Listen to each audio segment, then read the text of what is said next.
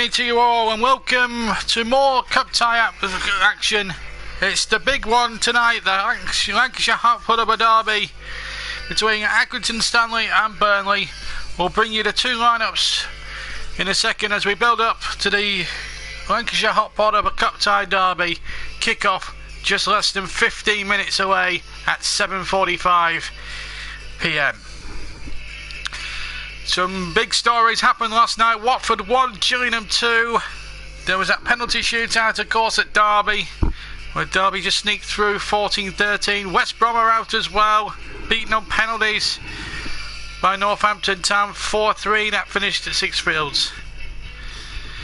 So two Premier League teams have bit the dust in this in the League Cup this season. Will Burnley be anxious? Burnley will be looking over their shoulders to make sure they don't follow Watford and West Brom tonight. Also, we'll keep you in touch with all the three other games taking place. There's Fulham, of course, against Middlesbrough. Bournemouth have to go all the way up to Morecambe. And obviously there's another game.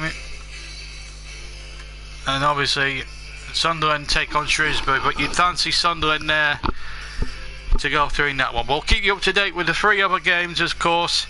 And of course, after tonight's game, whether it's going to be finished after 90 minutes extra time or penalties, we will have the draw for the third round of the competition where all the big guns who take part in Europe come in. Good evening to you, and well, this is it now. It's now or never for Burnley. They've made a few changes, but for Accrington it's an absolute no loser for them, because whatever happens tonight they're going to make a few quid out of it, with the game being live on the telly and all that jazz. Accrington Stanley can afford to look at it and think, well, we've done pretty well. So let's have a look. 4 debuts tonight for Burnley. We're going to give you the two lineups first of all, and we're just waiting for obviously for the games to kick up. There's a bit of an atmosphere building down at the Crown Ground. MJH has been on. Come on Burnley, 4 debuts tonight. We'll confirm the two lineups now for you.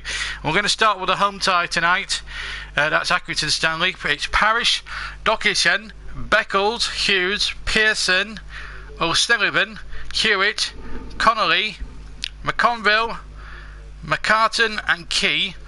The substitutes for Accrington are Davis, Jones, Bocco, Heary, Lacey, Chapman and Sykes. No Terry Garnell, by the way, through injury. Plenty of changes. Nick Pope makes his debut in goal for Burnley tonight competitively. Dawika is the right back. Tchaikovsky and Long are the two centre backs. John Flanagan makes his first competitive debut as well. Kindly, Uberstad, Aidan O'Neill, who came on for a cameo at in that thrilling 2-0 victory over Liverpool on Saturday. He starts as well. Johan Berger Munson comes in, and it's Vokes and Jukovic up front. On the substitutes bench, Kyle Lafferty, Andre Gray, where so much good and negative press has been written about him in recent days, for reasons that we all know about. Paul Robinson, George Boyd, Anderson, Scott Arfield and Masanka. A lot of Clarets fans I've been seeing on social media earlier on today saying they'd love to get a good look at him today, perhaps. So we'll find out tonight whether that will be the case or not. The referee tonight is Tony Harrington, and there we go.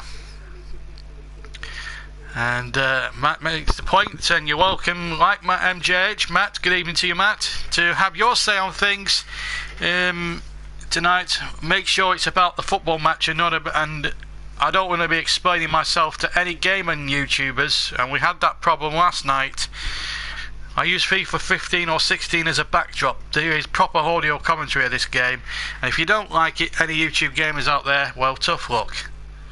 It's the only way I can avoid copyrights being thrown at me. Jukovic, Matt says he's going to have to step up his game if Andre Gray gets suspended. Well, he's got a good chance tonight in front of not just the Sky cameras, but in front of the Burnley fans as well, to prove himself. He hasn't to my mind, scored yet competitively for the Clarets yet, so we'll have to see how that one goes. But I'm going to touch on Andre Gray. He has been charged by the Football Association for those social media tweets from 4 years ago, the homophobic tweets, as I mentioned during the weekend. What do I make of it personally? I'm disappointed, of course, but it happened 4 years ago. He was a young lad then. Sean Dyche has made the point in more than one interview, and I'm surprised the FA haven't taken heed over this, to be honest with you, and taken this into consideration, that he made a mistake. He's come out and apologised, and he's done it the right way. There hasn't been, he's been very open about it, as Andre, and he's come out and apologised. By the way, I don't condone what he said 4 years ago, but he's made a mistake. He's apologised for it, and sources, I believe, and from what I've been hearing, that the actual tweet was started by an Everton fan. Now, whether that's true or not, I can't say. It's allegedly. I can't say right or wrong here, but let's hope that doesn't affect him on the pitch. But it's going to be. He's had a lot of criticism. I have a few people on YouTube that I subscribe to have absolutely gone really harsh on him. True Geordie being one. He's called him. I'm not going to say the actual word because it's a swear word. Matt makes a good point. At the end of the day, Andre Gray has a lot going on in his life. He was in gangs. He wasn't in the right frame of mind. Well, of course he was. Well, he was a young kid then. He was playing semi-professional and non-league football. And for the FA to stick their oar in, I thought that was very unnecessary. He's been charged. Anyway, he's been charged over it, and he's got until, I think, August the 31st to respond to the charges. And let's hope the FA will come a little bit lenient, because it was 4 years ago. Moving on from there, Corey Martin asked what time's kick off. Well, it's 5 minutes away, Corey. We're just waiting for the teams to come out, and then we'll have the action for you. Matt beat me to it then. So we're just going to comment now, read up comments and one or two others. But as I say, any gamers out there who think this is going to be a FIFA game, this is not a FIFA game. The FIFA 15 graphics are being used as a backdrop. It's not being used for anything else other than a backdrop. This is a live audio commentary stream of Accrington against Burnley in the second round of the EFL Cup, or the League Cup, to give it its proper Sunday best name. As I say, there's 3 other games taking place. We're going to keep our beady eyes on Morecambe and Bournemouth. That's a difficult one for Eddie Howe, who's already lost his first 2 games at home to Manchester United and away at the Olympic Stadium to West Ham, and he could do it with a win. But Morecambe going terrifically well in League 2, top of League 2, could be a banana skin. Bournemouth could easily go the same way as West Brom and Watford did last night. Sunderland against Shrewsbury, that's going to be a tough old one there, but tough old one down there. Even though Sunderland have home advantage, Shrewsbury have a tradition of being good cup fighters, and of course nothing's guaranteed down at Middlesbrough against Fulham, because Fulham have had a tremendous start to the season as well. But we'll keep you up to date with the 3 other games taking place, and of course the third round draw coming up.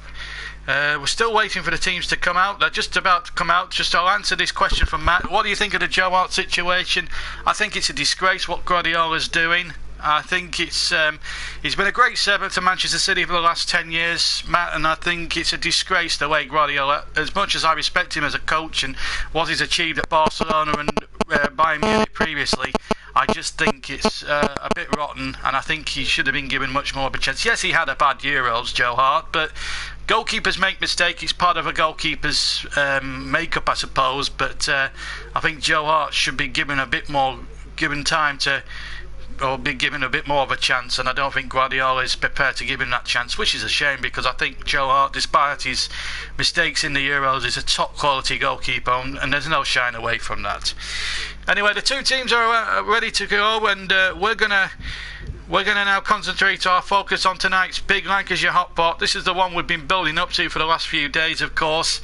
And the 2 teams are out into the tunnel, so we're going to give you a recap in a second or two of the 2 teams and what lineups they could well prepare to play what a lovely picture that is. So let's start with Accrington and Stanley first. As we get into commentary mode, it's Parrish in goal, Dunmarken, Beckles, Hughes and Pearce in the back four. O'Sullivan, Hewitt, Connolly and McConville are the midfield four. And McCarter will play as a number 10 in behind their main striker tonight, which is number 29, Billy Key. It'll be 4-4-1-1, but it could well turn into a 4-4-2 if McCartan plays level. Burnley go with their tried and tested 4-4-2. Nick Pope's in goal. Darica, Tarkowski, Long and Flanagan are the back four, so the back four completely changed. Gudmundsson, Uverstad, O'Neill and Kitely make a completely new midfield quartet, and Sam Boaks keeps his place up front alongside Jutkiewicz, who comes in. Andre Gray is amongst the substitutes. We'll just run down the substitutes for you. Accrington have Davis, Jones as Chapman, Callum Jones, Ross Sykes, Aaron Davis, Romy Bocco, Henry Patrick Lacey. For Burnley, it's Paul Robinson, Danny Lafferty rather, Andre Gray, George Boyd, Young Anderson, Scott Arfield and Young Masanka number 46, who a lot of Burnley fans have been saying on social media would like to see a bit more of.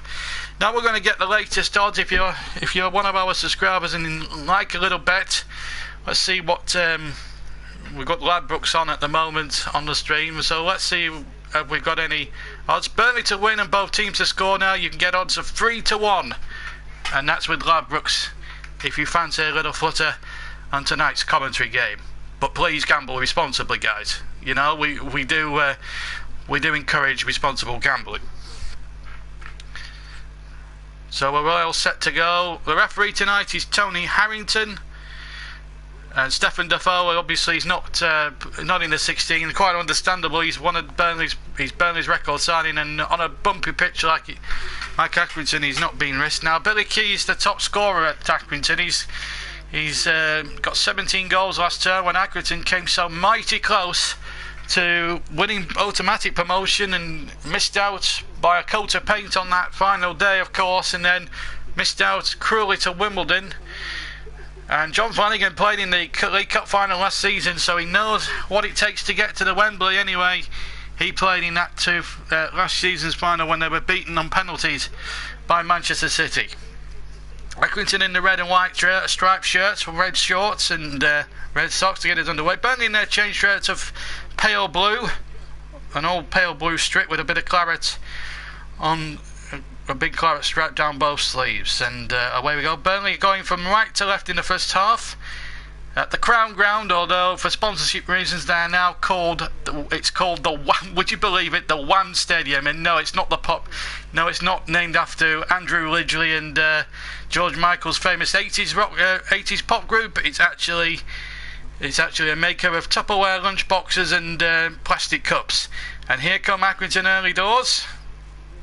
Opportunity now down the left hand side, and now an opportunity for Connolly to get an early ball in there. And a header one, but that's an easy one there for Nick Pope. That was so Sullivan with a header just on the edge of the penalty area. Just 4 miles separate them, and two little small towns separate Accrington and Burnley. Towns of Hapton and, of course, Huncourt. And here comes Jutkiewicz now, far side. And now it's played back again. Kitely now trying to turn. Kitely gets to the byline. And it will be turned away, I think, for the first corner of the contest to Burnley. The Clarets Match live from the Crown Ground as Michael Kitely yields the first corner. It did come off the defender. So it will be an opportunity now for the men from Turf Moor. As the corner comes in far side, headed out by Accrington Stanley. Now Billy Key now has it midway inside his own half. He's the furthest man forward in red at the moment, but now he's getting some support further forward. He still has the ball amazingly there down that right hand side.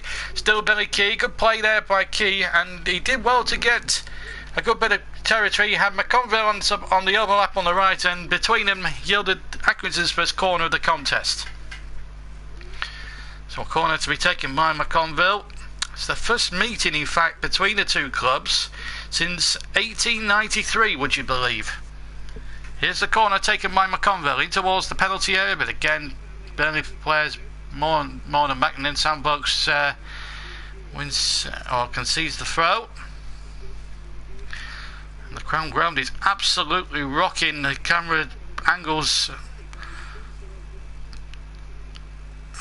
If you're watching this game at home, as that ball is knocked in there, ooh, just loose ball there, almost picked up. I think the whistle had gone anyway for a foul by Billy Key inside the penalty area.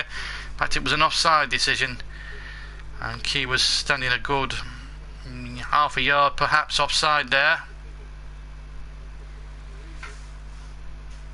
It's a strongish Burnley lineup. Sean Dash did say in the pre-match interview that he has the strongest depth of the squad that Burnley have had for a long time. John Coleman, he has done, in his second spell at the club, he's done a magnificent job, got them into the Football League 10 years ago now, as Burnley come forward again down that near side, far side. It was Cantley's cross, but good defending by the back four of Accrington Stanley. And opportunity now for Burnley to come forward with Gudmundsson now on to Vokes. Kitely on the far side. Kitely now takes on Donkian. Does well, just gets it in field. Shot comes in and it's charged down 25 yards from goal. I think it was Aidan O'Neill who tried the shot. He comes from Brisbane. For those who don't know who Aidan O'Neill is, he's a young lad. He comes from Brisbane, Australia. And this is his second competitive appearance for Burnley FC tonight. Now, his first appearance, as you all know, was a 92nd minute substitute on Saturday against Liverpool. What a moment for him there to come on and just have a little cameo right at the end and get a feel for what top quality football's like. And he's a very promising player, I'm told. By a lot of people. But back to John Coleman. He's done a terrific job at the Crown Ground in two separate spells. He's really performed miracles. I mean, there was a few years. I mean, these two teams always playing friendly matches each and every year, and when Accrington in 2009 was struggling for money, because let's face it, they were probably hours away from actually being closed down for a second time, because the original Accrington Stanley had to withdraw from the Football League in 1963 due to lack of finances, and it was a real shame. But they built this club back up again. They had to go through all the non-league pyramids and everything else, but it's good to see them now back in the Football League, and they came within a hair's breadth of the League One football, but here they are now. John Coleman has lost a few key players, but he's kept his performances so far. His team's performances have been a little bit mixed, but they do create a cauldron here at the Rhyme Stadium. As Pearson keeps that in play. Pearson gets it down the far side, but it's going to go to Nick Pope, who joined, of course, from Charlton Athletic. I'm surprised he got the nod over Paul Robinson, a goalkeeper with vast experience. 46 caps for England, but he's gone for the youth in goal tonight, Sean Dyche. But he recognises this could be a banana skin. He knows John Coleman pretty well. They always bump into each other quite a lot. He said in the pre-match interview. So he knows quite a lot about John Coleman's side. As we see number 20 Uberstad turn away.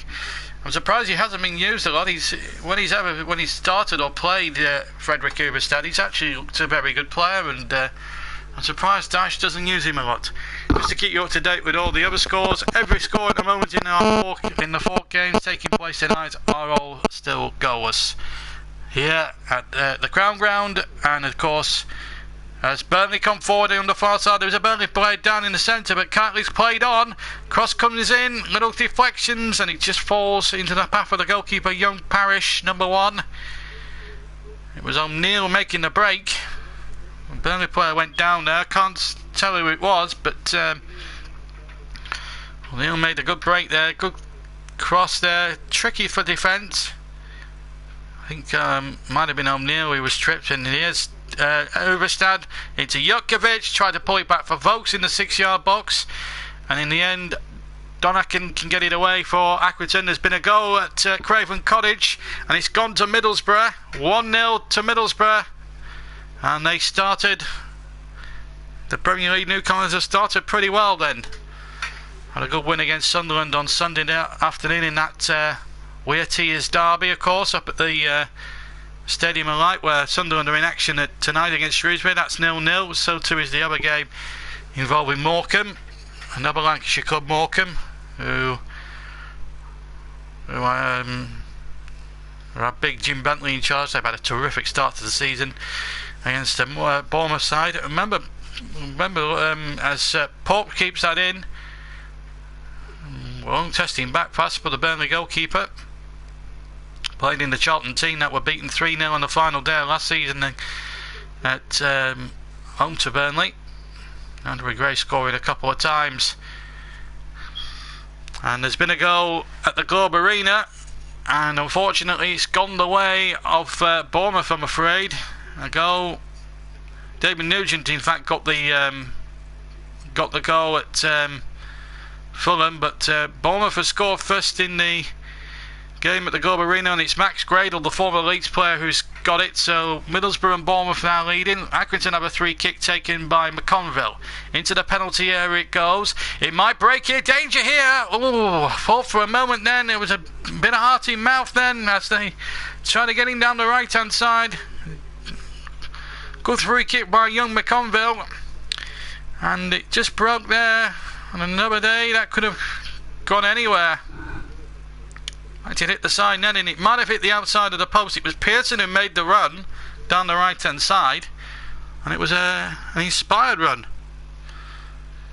And Champions League football, Manchester City of course in action tonight, of course, and we'll keep you up to date. They're currently 0-0 with Steaua Bucharest, and Borussia Mönchengladbach have scored against Young Boys of Bern. Thorgan Hazard, Edding's brother, has made it 1-0, and they now lead the Young Boys 4-1 on aggregate, and are more than surely assured of a group phase Champions League place. Let's check on a few comments whilst there's been nothing at the moment. Matt has replied, I agree, it's a disgrace. He's a much better keeper than Caballero. Of course, now they've got Claudio Bravo, who's 33 years old, don't forget, and I think that's... I mean, Joe Hart is a much younger goalkeeper. I don't understand why he's chosen to buy a 33-year-old for, what's it, 12 million, 15 million? I don't know the exact price, but that sounds a bit odd to me. But obviously he knows what he wants in a goalkeeper. Does Guardiola, but I think Joe Hart is I think he's better than them, both them put together. He had Gigi Buffon, who's one of the world's great keepers, stick up for him in the press. That I think Gigi Buffon is the best goalkeeper in the world, and he has been for so many years. Manuel Neuer probably a close second, and Joe Hart, he's got to be up there in the top 4 or 5 goalkeepers in the world, even though he had a poor Euros. But that doesn't make him a bad goalkeeper overnight. 10 minutes gone at the Crown Ground. Accrington Stanley 0, Burnley 0. This is a cup tie, by the way. This is the second round of the Football League Cup, or to give it its proper name now, its new title, the EFL Cup, which I think is a daft name. I think it should be, we all know it as the Capital One competition, although Capital One don't sponsor it anymore, but for people over a certain age, they used to know it as the old Football League Cup, then the Milk Cup, and then it became the Littlewoods Cup, the Rumbelows Cup, the Coca-Cola Cup. I mean, certainly remember it as the Rumbelows and the Coca-Cola Cup. Then it was the Worthington Cup, Carling Cup, and now it's known as the EPL Cup. And we know it is the League Cup anyway. We've played 11 minutes. Just to remind everybody who's not familiar with the cup tie rules for this competition, and it's unlike the FA Cup, which needs obviously in the early rounds replays up until the 5th round this year, because they're doing away with the replays in the quarter-final stage onwards. That if it's level after 90 minutes tonight, we will have extra time, and if it's level after extra time, well, we'll have the dreaded penalty shootout. And I dearly hope, because I've got a very busy schedule personally tomorrow, we don't have to go the distance, because I'm not going to get too much sleep if that's the case. So let's hope from a personal point of view, Burnley get the job done. Here's Gudmundsson, near side, cuts inside, shot takes a deflection, and it's turned away for the second Burnley corner of the contest. Johan Gudmundsson, who played a great part in Iceland's Euro 2016 run, beating England, of course, along the way to getting to the quarterfinals, where they put up a fantastic show, you might remember, against France in Paris, and didn't disgrace themselves even though they lost 5-2. Corner comes in, it's loose inside the area. Jukovic challenging for the next ball, still in play, and now folks couldn't. I think it was Kirtley who couldn't keep it in play, and it will be a goal kick to Accrington with 13 minutes of the match gone.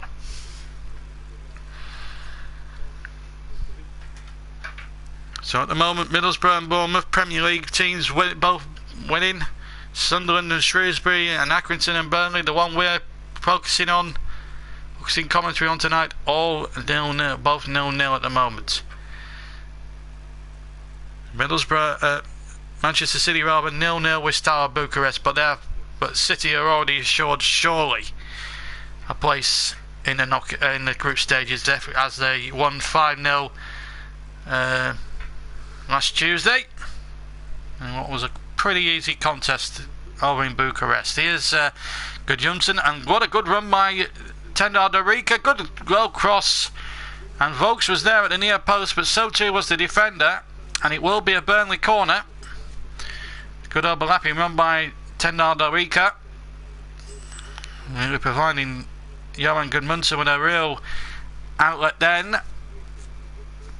So a chance for the likes of Tarkowski and Long to come forward from the back as that corner comes in. Gudmundsson sends it into the mixer once again.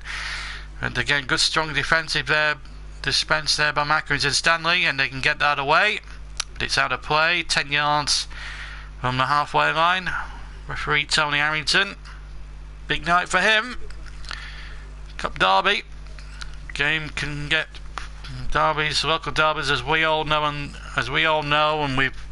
I've had many years of watching every type of derby. Can be really cagey and heated affairs. Of course, Burnley under Sean Dyche actually have a decent record in local derbies. Only the one defeat, and that was to Preston North End in December 2015 when they smashed and grabbed Burnley 2-0.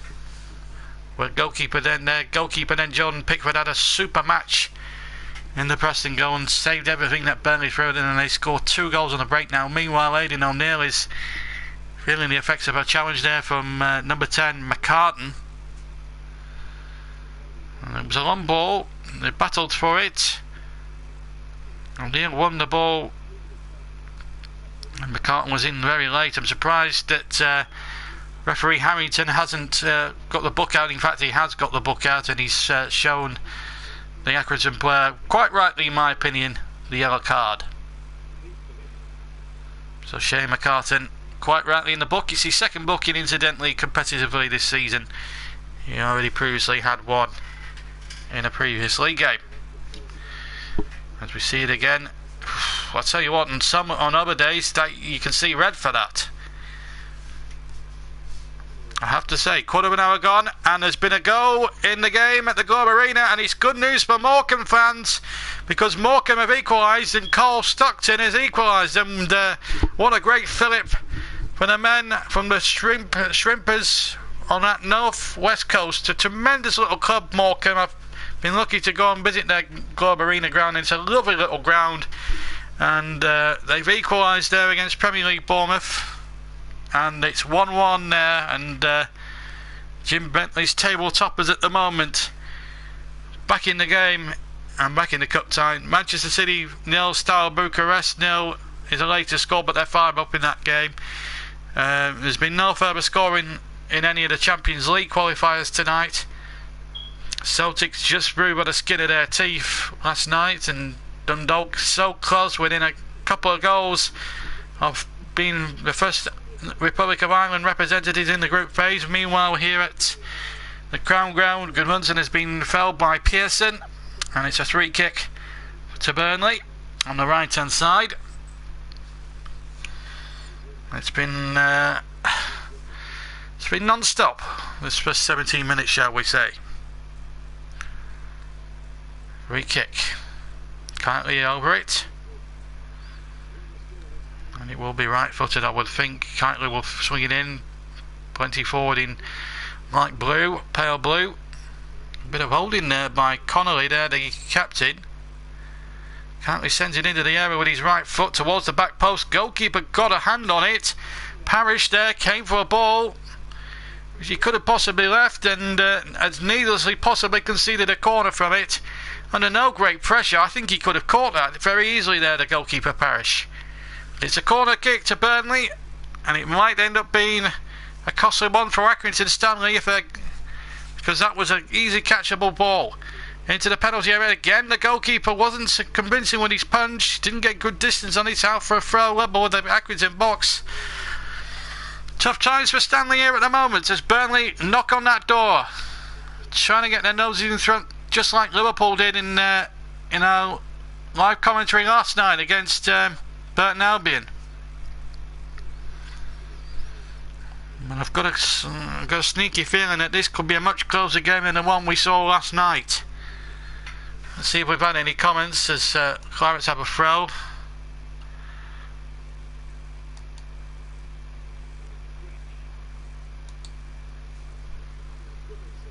And here's Goodmanson. 0-0. Again, a good first half in the making here. An opportunity now for O'Neill to come forward again. Onside it is. Jukovic is onside, right hand side. It's a good cross in, and Parish just on the line saves. Cantley got the header just from around about the penalty spot area.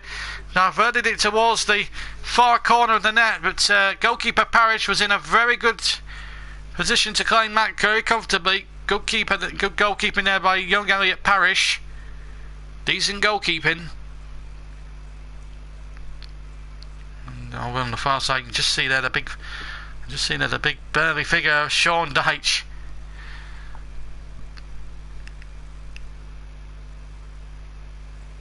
Nice to patrol up and down that technical area. So as things stand in the cup, it's Fulham 0, Middlesbrough 1, Morecambe 1, Bournemouth 1, and Sunderland and Shrewsbury are 0-0 in the 3 other games. Here it's 0-0. Man City are still at 0-0. And the only goal of the night in the Champions League games, it's gone to Borussia Mönchengladbach and Thorgan Hazard as Accrington have a free kick, and it's over on the far side now. Ball floated in there with great ferocity and a chance at the far post. Oh, really danger there for Burnley, and it was the number 3 there, Hughes, right at the back post. It's a deep cross and he looks suspiciously offside, but he might not have been. Little flick on, and if Hughes had kept that volley down, well, Burnley could have been in trouble. Nick Pope's positioning there, I have to say, was awful there.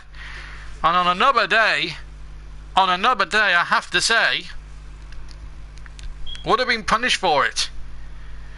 But he's got away with one there. Goalkeeper's position a little bit questionable there. He was the only. When I saw the team sheet for Burnley, I was quite happy with at least the other 3 positions. The goalkeeping situation, I'm just not convinced by Nick Pope. I just really am not. He's a young lad. I think the experience of Paul Robinson should have told through with 46 international caps, and that's the only change that was the only thing I'm worried about. Tom Heaton isn't in the 16. Obviously the captain being rested for good reasons as well. Of course, the League Cup will surely be down the list of priorities for the Clarets this season, but it's all about staying in the Premier League. 40 points, they're now 37 points, they need another 37 more points, you would have thought, to stay in the Premier League. I know 36 in recent seasons has been enough to keep teams up in the Premier League.